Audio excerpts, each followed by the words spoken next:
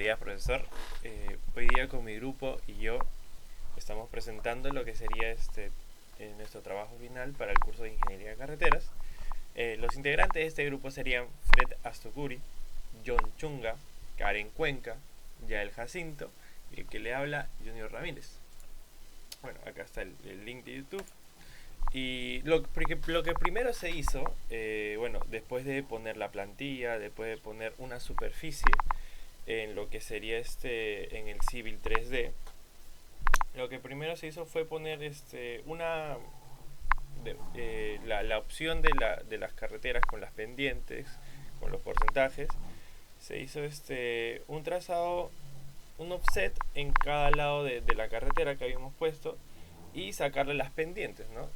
Acá, por ejemplo, se sacaron 15 datos. Se tuvo un promedio de 55,20% para esta carretera, que por norma ya sabemos que es una carretera de segunda clase porque tenemos una demanda de 600 vehículos por día. El promedio nos da que es un terreno accidentado y que como tenemos restricciones económicas tiene que ser 50, el mínimo, ¿no? Tiene que ser el mínimo de las mínimas posibilidades que tenemos. Por lo que estaremos agarrando que sería unos 50 kilómetros por hora en este caso. La exposición es necesario tener en cuenta el alineamiento horizontal radio mínimo, en el cual, dado a nuestra carretera, son 5 puntos de radio mínimo de curvatura. Una de ellas es necesario analizar cuidadosamente, que es el cruce de causal. Asimismo, poder evitar accidentes o choques automóviles. Así también tener por dato de la tabla adquirida del manual de carreteras, es el 0.16 de coeficiente de fricción transversal. También por la tabla podemos adquirir que dado que son 50 kilómetros por hora y el 12% de peralte máximo, teníamos por dato que redondeado el radio mínimo es 70. Así también podemos la figura de la 302.04 hacer el peralte de la zona, que es el tipo 4, como se puede observar. Dado ayuda con el Civil 3D, podemos hacer el diseño más adecuado y más preciso de las curvaturas con el radio mínimo, adquiridos también por las tablas del Manual de Carreteras 2018. Una de ellas es el Causer cruzado, que su curvatura de radio mínimo es considerado de 30 metros. Eso puede ser variado dependiendo cómo se puede hacer considerable el criterio. Asimismo, sus longitudes de tramos de tangentes vamos a ser comparados con el resultado que hemos obtenido en el diseño de carreteras. En nuestro caso, sí están entre los rangos de longitudes de tramos de tangente. Ahora yo les hablaré sobre las curvas circulares. Una vez obtenidos nuestros radios mínimos en nuestra carretera, debemos convertir nuestros radios mínimos a mayores, garantizando que los radios nos permitan acercar nuestra geometría a nuestra línea gradiente, y debemos tener en consideración que nuestros radios en consecutivo no sean tan diferentes o lejanos entre sí, y que exista una proporcionalidad entre curvas, acomodando los radios para que la geometría se acerque lo más posible a nuestra línea gradiente. Luego acomodar nuestras curvas convenientemente, verificando en la tabla 302.01 longitudes de tramos en tangentes, nuestras tangentes mínimas y máximas. Bueno, en nuestro caso, nuestra velocidad es de 50 kilómetros por hora. Entonces, cuando las curvas son tipo S, la medida mínima de la tangente es de 69. Si está entre curvas tipo O, la medida mínima es de 139 y la medida máxima es de 835. Gracias. Bien, continuando con la exposición, es necesario implementar curvas de transición a nuestra carretera. Esto porque van a permitir un cambio gradual entre la línea tangente y nuestras curvas de radios seleccionados. En este caso se tiene que la velocidad de diseño es de 50 km por hora y según la tabla 302.2 le corresponde un peralte máximo del 12% y un radio mínimo de 70 metros. Asimismo, se tiene un ancho de calzada de 6,6, un bombeo del 2% y un J máximo de 0,7. Esto porque se trabajó con restricciones económicas. Ahora, para calcular la longitud de la espiral, es necesario previamente calcular los peraltes de cada radio. Estos radios se prolongan Figura 302.4 y su prolongación vertical nos dará los peraltes de cada radio, tal como se muestra en la tabla inferior. Ahora procedemos a evaluar los criterios. El criterio 1 nos indica que el ancho mínimo se calculará mediante esta fórmula y posteriormente elevado al cuadrado entre el radio nos dará una longitud mínima como se muestra en la tabla inferior. Procedemos a evaluar el criterio 2, donde nos indica que el ancho mínimo debería ser menor o igual al radio y mayor a la tercera parte del radio, lo que cumple tal como se muestra en la figura. Procedemos a evaluar el criterio 3, donde nos indica que la longitud mínima será el ancho de calzada entre 2 por el peralte sobre el IP máximo.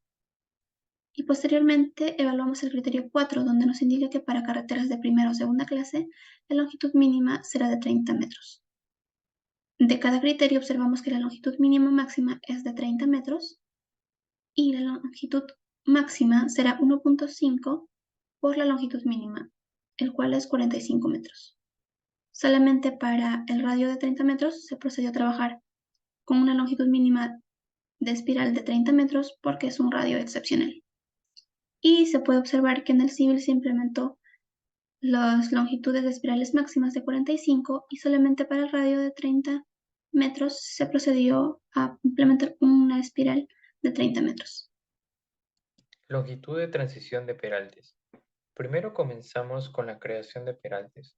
Para eso seleccionamos el alineamiento y ubicamos la opción Create Edit Super Elevation. En la ventana creada modificamos el ancho de carril, que es 3.30 metros, el bombeo, que es igual a menos 2%, el ancho de berma, que es 1.20 metros, y dejamos la inclinación de la berma en menos 4%, ya que es la más usual. Cambiamos la tabla de tasa de peraltes al AASHTO 2011 Metric 12%. Por último, seleccionamos la opción Automatically Revolver Overlap y finalizamos. Así ya tenemos creados los peraltes. Si deseamos visualizar el diagrama de peralte, volvemos a seleccionar el alineamiento y ubicamos la opción Create Super Elevation View. Así buscamos un punto donde colocar el diagrama. De esta forma podemos notar que los peraltes calculados con la ayuda de la tabla 302.04 no difiere tanto de los peraltes dados por el Civil 3D.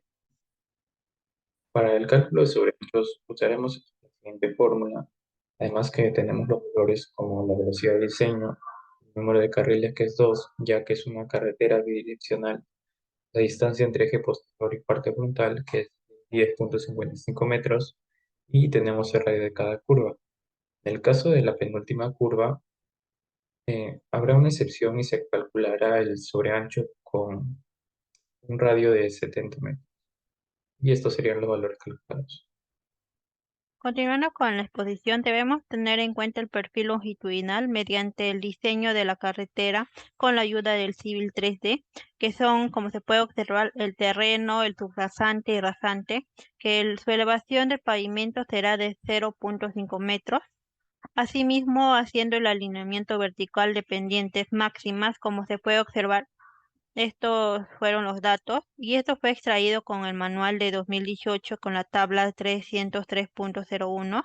Asimismo, ve los tipos de curvaturas verticales y simétricas, que son las convexas y cóncavas, como se puede observar, son diferentes curvaturas y así ver si son o no son que cumplen o no.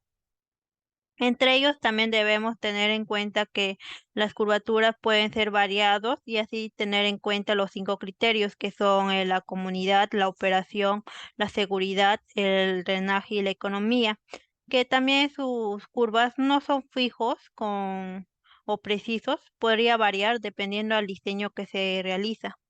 Bueno, ahora siguiendo con la exposición, nosotros acá tenemos tres curvas. Uno en la 150, otro en la 490 y otro en la 860. ¿Qué es lo que se hizo? Primero, con la ayuda de esta fórmula, hay dos, ¿no? Cuando la DP es mayor que la L y otro es DP cuando es menor que la L. Acá está lo que significa cada uno, ¿no? L, la longitud de la curva vertical, D, distanciamiento de los faros de la rasante, V, la velocidad de diseño, A, diferencia algebraica de pendientes. Bueno, acá tenemos que, bueno, no se ve, pero tenemos que la pendiente de entrada es 6,67 y 2,78. Para la segunda es 2,78 y 7% de salida. Y en la tercera 7 y 0,37 de salida. Acá hemos tenido que clasificar primero si es curva convexa, cóncava. La primera es convexa, la segunda cóncava y la tercera convexa. Utilizando y reemplazando los datos que tenemos ya hallados en esta fórmula, se tiene que para la primera, la curva convexa, el mínimo sería de 50 metros, en la segunda también de 50 metros, y en la tercera, que es convexa, sería de 70 metros. Seguimos con la sección transversal. Con la tabla de 304.02 podemos hallar el ancho de berma. Ya tenemos los valores de diseño, que es 50 km por hora, y que se trata de una carretera de segunda clase con un IMDA de 650 vehículos por día. Así que el ancho de berma es de 1.20 metros. Con la tabla 304.03 hallamos los valores de bombeo de la calzada, el cual es de 2%. Con la tabla 304.01 calculamos el ancho de calzada, el cual es de 6.60 metros, que equivale a 3.30 metros para cada carril. Además, también tenemos los datos de talud de corte y talud de relleno. Seguimos creando un assembly. Para esto, primero activamos la paleta de herramientas y las propiedades. Comenzamos armando los carriles, después creamos las bermas y posteriormente creamos los taludes, los cuales van conectados por la parte inferior de la berma creada. Ahora creamos un corredor. Posteriormente editamos el corredor con el sobreancho. Luego creamos la superficie de la parte rasante y subrasante. Esto con la finalidad de hallar las áreas de corte y relleno. Después creamos las sample lines para saber el número de secciones que tenemos, que en este caso son 165 secciones. Una vez hecho esto ya podemos crear las secciones transversales.